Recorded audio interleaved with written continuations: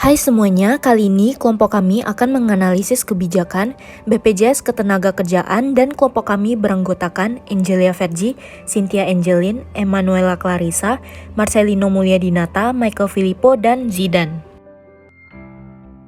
BPJS Ketenagakerjaan memiliki dasar hukum yaitu UU Nomor 40 Tahun 2004 tentang Sistem Jaminan Sosial Nasional dan UU Nomor 24 Tahun 2011 tentang Badan Penyelenggara Jaminan Sosial. Pada 1 Januari 2014, PT Jam Sostek berubah menjadi Badan Hukum Publik.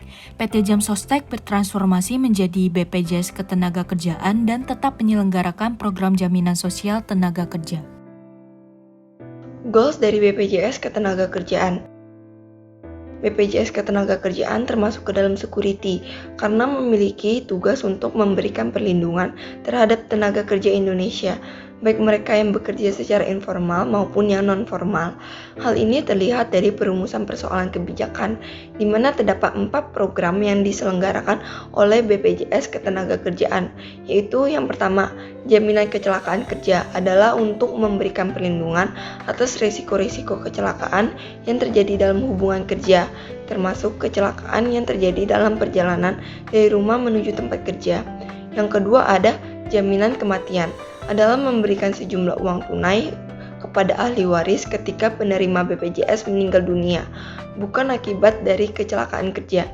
Yang ketiga, jaminan hari tua adalah berupa uang tunai yang besarannya merupakan nilai akumulasi iuran ditambah hasil pengembangannya. Yang keempat, ada jaminan pensiun, adalah jaminan sosial yang bertujuan untuk mempertahankan derajat kehidupan yang layak bagi penerima BPJS. Masalah yang hendak diatasi adalah belum terpenuhi secara maksimal masalah jaminan kerja, mulai dari kesehatan, keselamatan kerja, kecelakaan, hari tua, kematian. Pemberi kerja harus memenuhi kewajibannya sesuai dengan apa yang sudah ditetapkan. Kebijakan ini bertujuan untuk memberikan perlindungan kepada pekerja dan mempertahankan kelayakan hidup pekerja karena berkurangnya penghasilan saat memasuki usia pensiun atau karena mengalami cacat. Pihak yang berkepentingan dengan adanya kebijakan BPJS Ketenagakerjaan adalah pemerintah, perusahaan atau pemberi kerja, para karyawan atau karyawati yang bekerja, pelanggan, mitra kerja, serta masyarakat di sekitar perusahaan.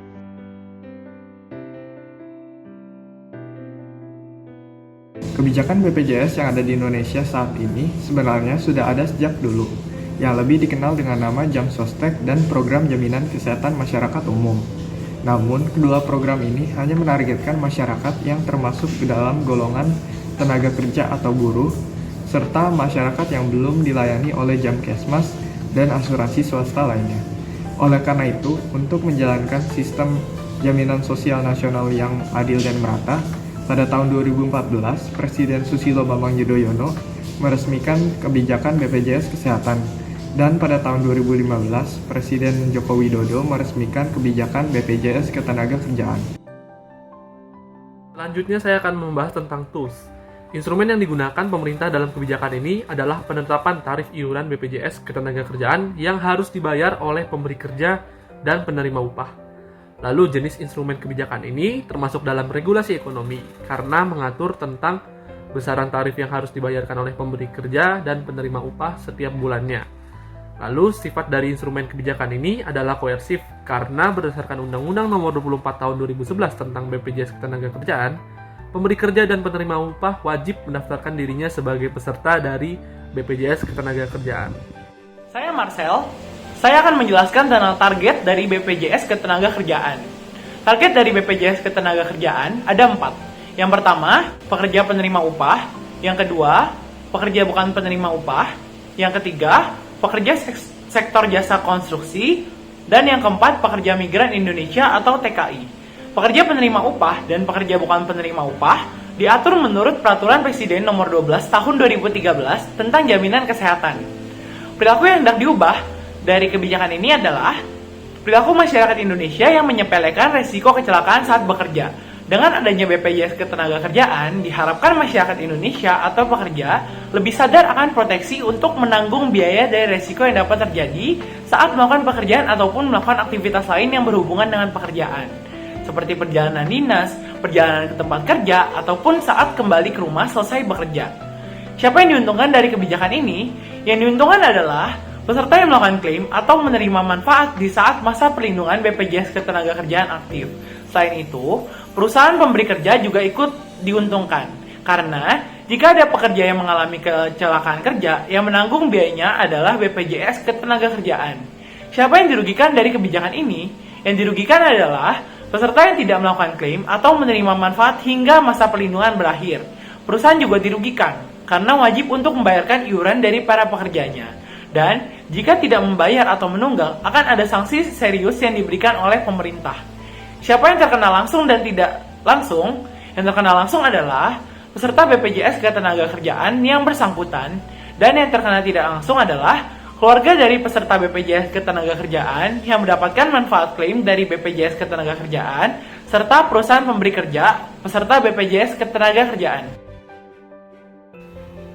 Saya Priscilla Hawina dan saya akan menjelaskan tentang implementasi dari kebijakan BPJS.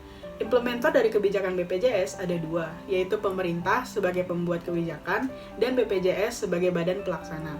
Kebijakan BPJS juga menimbulkan beberapa dampak dari jaminan-jaminan yang ditawarkan. Dapat disimpulkan bahwa dengan adanya program BPJS Ketenagakerjaan, semakin banyak tenaga kerja yang mendaftar dan menyetorkan iurannya kepada BPJS Ketenagakerjaan melalui perusahaan, sehingga berdampak positif pula terhadap peningkatan perekonomian Indonesia.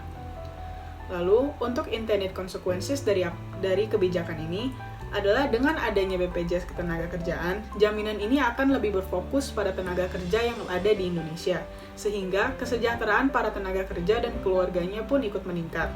Untuk intended consequences, dilansir dari IDX Channel, Kejaksaan Agung Republik Indonesia memperkirakan kerugian negara atas dugaan kasus tindak pidana korupsi dalam pengelolaan keuangan dan dana investasi BPJS Ketenagakerjaan mencapai 20 triliun. Tindak korupsi ini sangat merugikan negara dan para peserta BPJS Ketenagakerjaan ini sendiri, sehingga dapat menimbulkan krisis kepercayaan antara para pekerja di Indonesia dengan badannya sendiri. Lalu, tentu ada gap yang terbentuk dari tujuan awal implementasi dan pelaksanaannya.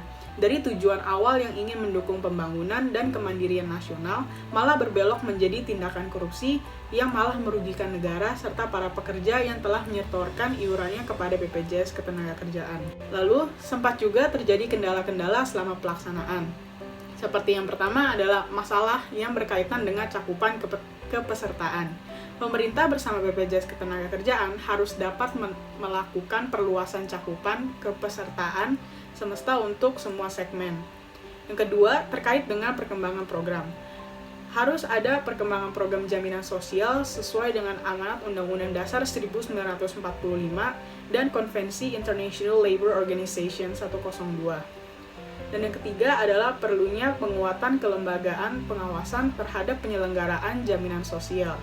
Adapun pengawasan BPJS Ketenagakerjaan dapat ditingkatkan demi pelaksanaan program jaminan sosial yang lebih baik.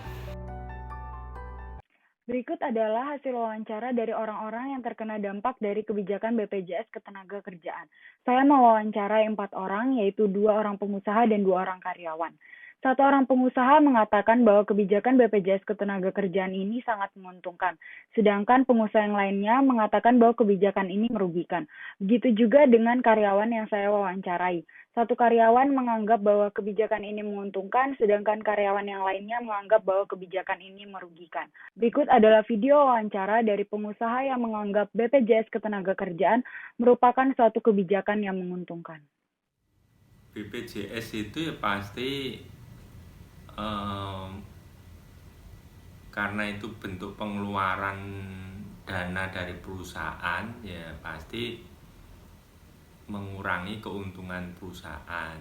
Cuman kalau dari segi perusahaan sih bisa diuntungkan juga kalau terjadi misalkan kecelakaan kerja, itu perusahaan sudah punya standar minimumnya, yaitu aturan BPJS. Dengan adanya BPJS, semua sudah di cover oleh BPJS dan pemerintah punya aturan, punya undang-undang. Jadi kita bisa berdiri di payung hukum pemerintah itu. Jadi kesimpulan kelompok kami terhadap kebijakan BPJS Ketenagakerjaan ini adalah kebijakan ini masih dinilai belum efektif karena masih banyak pekerja dan pemilik kerja yang menganggap kebijakan ini merugikan serta tidak mau menaati kebijakan ini. Jadi sebaiknya pemerintah lebih mengedukasikan dan memberikan penyuluhan mengenai manfaat-manfaat yang dapat diperoleh jika mengikuti BPJS Ketenagakerjaan. Sekian dari kelompok kami, terima kasih.